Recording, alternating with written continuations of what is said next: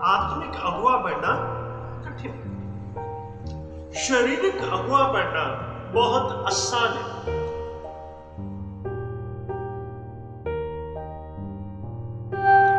आत्मिक अगुआ जिहड़ा है वो आत्मा दे अगुवाई दे नाल चलदा है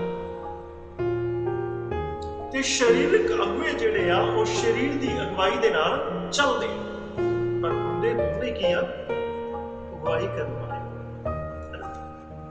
पर जिहड़े आत्मिक अगुवाई दे नाल चलदे आ वो पवित्र आत्मा तो पाउंदे आ।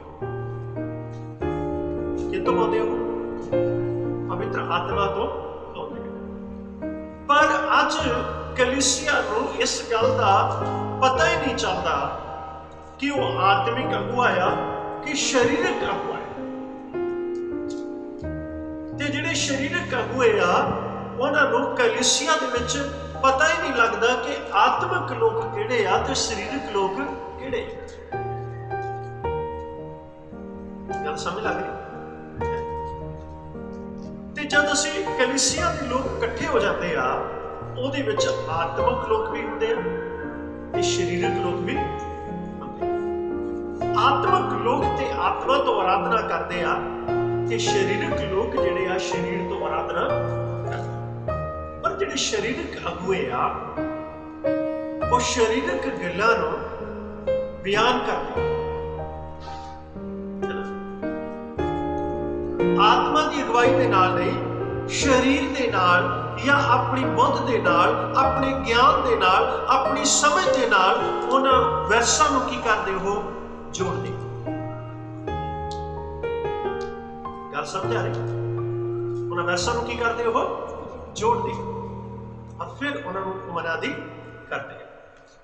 जद वो उन्हां नूं जोड़दे आ, जोड़न तो बाद दे विच उन्हां नूं मनादी करदे आ, मनादी करन तो बाद दे विच वो आत्मिक लोगों के अंदर तक वो वचन नहीं उतरदा। शरीरक लोग जिहड़े आ शायद थोड़े बहुत उन्हां गल्लां नूं सुण के प्रसन्न हो जाते। आत्मिक अगुआ और शरीरक अगुआ दोनों दे विच डिफरेंट है। और अज आत्मिक अगुआ बनना कठिन है। आत्मिक अगुआ बनना किया कठिन है। आत्मा की अगुवाई दे नाल चलन किदा आत्मा की अगुवाई दे नाल ते आत्मा की अगुवाई दे नाल वडना। पर कलीसिया दे विच भी कुछ इस तरह के लोग पाए जाते आ जिहड़े आत्मिक नहीं हुंदे, शरीरक हुंदे। सवेरे उठे आराधना शामिल हो गए और आराधना दे विच उन्होंने गीत भी गाना है, प्रार्थना भी करनी है, दान भी देना है, सब कुछ उन्होंने बाकी के पैटर्न के वांगू करना है।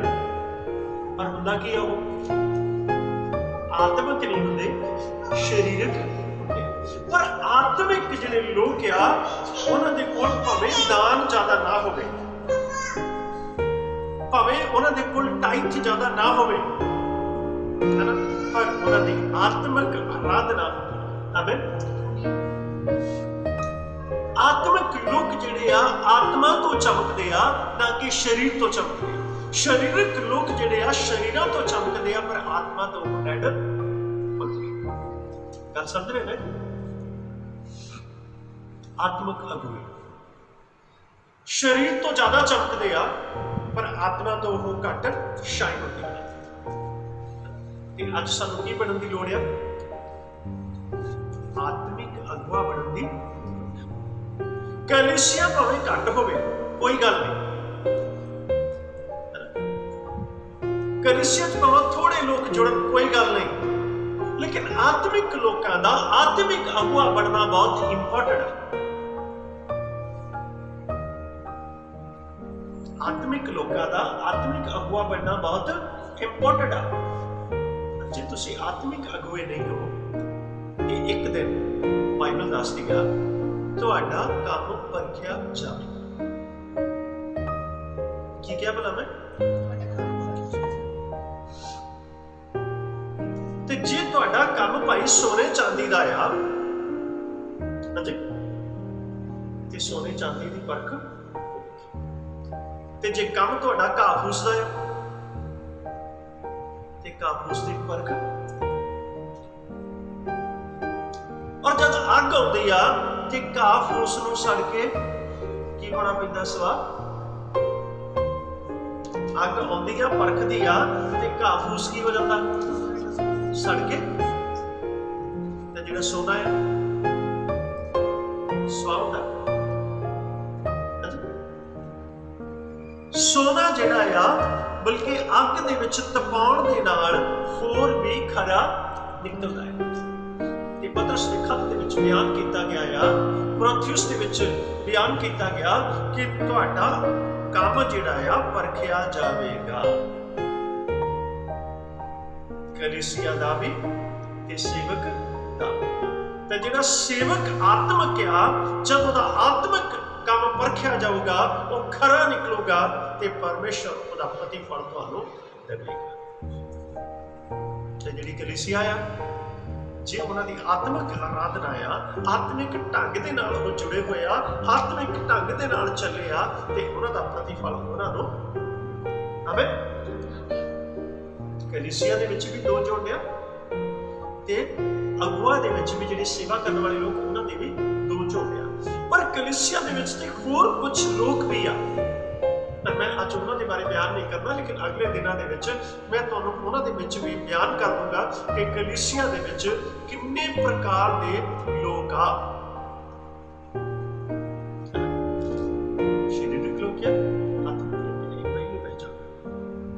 ਇਸ ਤੋਂ ਇਲਾਵਾ ਵੀ ਹੋ ਰਿਹਾ, ਉਹ ਛੁਪੇ ਹੋਏ ਕਲੀਸਿਆ ਦੇ ਵਿੱਚ ਆ, ਲੇਕਿਨ ਪ੍ਰਗਟ ਹੋਣਗੇ ਜਦ ਪਰਮੇਸ਼ਰ ਸਵਯੰ ਕਲੀਸਿਆ ਦੇ ਵਿੱਚ ਖੜਾ ਹੋਵੇਗਾ।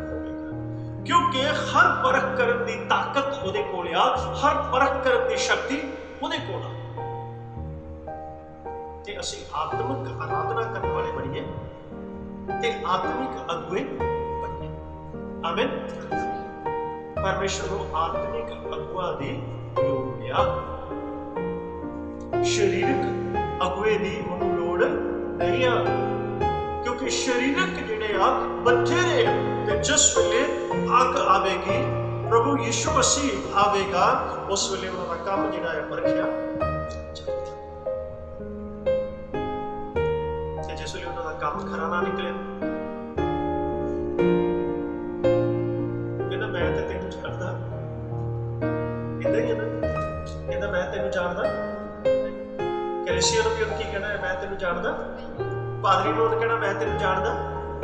ਅਪੋਸਤਲ ਕਹੂਗਾ ਮੈਂ ਤਾਂ ਬਹੁਤ ਕੁਛ ਕੀਤਾ ਜੀ, ਬੜੇ ਲੋਕ ਇਕੱਠੇ ਕੀਤੇ। ਉਹ ਕਹਿੰਦਾ ਆਤਮਿਕ ਨਹੀਂ, ਸਰੀਰਕ ਹੀ ਇਕੱਠੇ ਕੀਤੇ। ਧੜੇਬਾਜ਼, ਫੁੱਟਾਂ, ਬਿਪਤਾ, ਇਹੋ ਜਿਹੇ ਲੋਕ ਹੀ ਕਹਿੰਦਾ ਇਕੱਠੇ ਕੀਤੇ ਆ, ਹੈਨਾ। ਕਹਿੰਦਾ ਮੈਂ ਤੈਨੂੰ ਜਾਣਦਾ ਹੀ ਨਹੀਂ ਆ। ਉਹਦੇ ਕੋਲ ਜ਼ਿਆਦਾ ਸਵਾਲ ਨਹੀਂ ਆ, ਇੱਕੋ ਲਫ਼ਜ਼ ਹੈ, ਮੈਂ ਤੈਨੂੰ ਜਾਣਦਾ ਨਹੀਂ। ਇਸ ਲਈ ਆਤਮਿਕ ਅਗੁਏ ਦੀ ਭਾਲ ਕਰੋ ਭਾਈ। ਜਿਹੜੇ ਆਤਮਿਕ ਲੋਕ ਆ ਕਿਹਦੀ ਭਾਲ ਕਰਦੇ ਆ? ਆਤਮਿਕ ਅਗੁਏ ਦੀ ਭਾਲ। ਤੇ ਜਿਹੜੇ ਆਤਮਿਕ ਅਗੁਏ ਆ ਉਹ ਆਤਮਿਕ ਕਲੀਸਿਆ ਦੀ ਭਾਲ ਕਰਦੇ ਆ। ਭਾਵੇਂ 10 ਹੋਣ ਖਰੇ। ਆਮੀਨ। ਤੇ ਸਾਡੇ ਵਿੱਚ ਸਵਰਗ ਦਾ ਆਸਣ ਛੱਡ ਕੇ ਆਤਮਿਕ ਅਗੁਆ ਬਣ ਕੇ ਪ੍ਰਭੂ ਯਿਸੂ ਮਸੀਹ ਆਏ। ਆਮੀਨ। ਸਵਰਗ ਦਾ ਸਿੰਘਾਸਨ ਛੱਡ ਕੇ ਆਤਮਿਕ ਅਗੁਆ ਬਣ ਕੇ, ਬਾਪ ਦਾ ਆਗਿਆਕਾਰ ਬਣ ਕੇ ਉਹ ਸਾਡੇ ਦਰਮਿਆਨ ਆਇਆ। ਆਮੀਨ। ਉਹਨੇ ਇੱਕ ਪੈਟਰਨ, ਇੱਕ ਤਾਰੀਖਾ ਸਾਨੂੰ ਸੇਵਾ ਦਾ ਦਿੱਤਾ ਕਿ ਆਹ ਸੇਵਾ ਦਾ ਤਰੀਕਾ ਆ, ਆਹ ਪੈਟਰਨ ਆ, ਇਸ ਪੈਟਰਨ ਦੇ ਨਾਲ ਮੇਰੇ ਪੁੱਤਰੋ ਤੁਸੀਂ ਸੇਵਾ ਕਰੋ। ਜਿਵੇਂ ਸਾਡਾ ਉਧਾਰ ਕਰਦਾ ਪ੍ਰਭੂ ਯਿਸੂ ਮਸੀਹ ਹਰ ਗੱਲ 'ਚ ਵਫਾਦਾਰ ਰਿਹਾ, ਅਸੀਂ ਸੇਵਾ ਦੇ ਕੰਮ ਦੇ ਵਿੱਚ ਖਰੇ। ਆਮੀਨ। ਤੇ ਉਹਦੀ ਪਰਖ ਕਿੱਥੇ ਹੋਈ? ਕਰੂਸ ਤੇ ਹੋਈ ਆ ਨਾ। ਸ਼ੈਤਾਨ ਦੇ ਹੱਥੋਂ ਉਹਦੀ ਪਰਖ ਹੋਈ ਆ। ਤੇ ਉਹ ਕੀ ਕੀ ਨਿਕਲਿਆ? ਕੀ ਨਿਕਲਿਆ ਭਾਈ? ਉਹ ਤੇ ਬਾਪ ਨੇ ਕਿੱਥੇ ਬਿਠਾ ਲਿਆ ਉਹਨੂੰ? ਕਹਿੰਦਾ ਤੂੰ ਮੇਰੇ ਸੱਜੇ ਪਾਸੇ ਆ। ਆਵੇਂ ਕਿੱਥੇ ਆ ਜਾ ਤੂੰ ਮੇਰੇ ਕੋਲ? ਸੱਜੇ, ਤੇਰੀ ਜਗ੍ਹਾ ਆ, ਇੱਥੇ ਬੈਠ ਮੇਰੇ ਕੋਲ। ਆਕਾਸ਼ ਉਤਲਾ, ਧਰਤੀ ਦੇ ਉਤਲਾ, ਧਰਤੀ ਦੇ ਹੇਠਲਾ, ਸਭ ਚੀਜ਼ਾਂ ਦਾ ਇਖਤਿਆਰ ਜਿਹੜਾ ਆ ਖੁਦਾ ਨੇ ਉਹਨੂੰ ਦੇ ਦਿੱਤਾ। ਆਮੀਨ। ਕਿਉਂ? ਕਿਉਂਕਿ ਉਹ ਆਤਮਿਕ ਅਗੁਆ ਬਣ ਕੇ ਸਾਡੇ ਵਿੱਚ ਹੈ। ਆਮੀਨ। ਤੇ ਜਦੋਂ ਆਤਮਿਕ ਅਗੁਆ ਸਾਡੇ ਕੰਮ ਨੂੰ ਪਰਖੂਗਾ ਤੇ ਸਾਡਾ ਕੰਮ ਫੇਕ ਨਿਕਲਿਆ,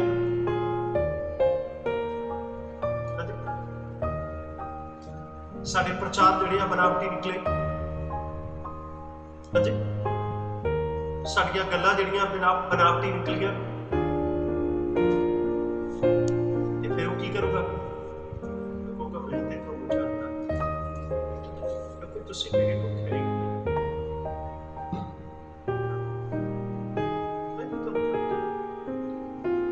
ਪਰ ਉਸ ਵੇਲੇ ਮੇਰੇ ਵਰਗੇ ਕਲੀਸਿਆ ਦੇ ਵਿੱਚ ਹਜ਼ਾਰਾਂ ਲੋਕ ਹੋਣੇ ਆ, ਉਹ ਅਸੀਂ ਤਾਂ ਬਹੁਤ ਪ੍ਰਾਰਥਨਾ ਕੀਤੀ, ਅਸੀਂ ਤਾਂ ਫਾਸਟਿੰਗ ਵੀ ਕੀਤੀ। ਉਹ ਮੈਂ ਤਾਂ 40 ਦਿਨ ਦੀ ਰੋਜ਼ੇ ਰੱਖ ਕੇ ਬੈਠਾ ਸੀਗਾ।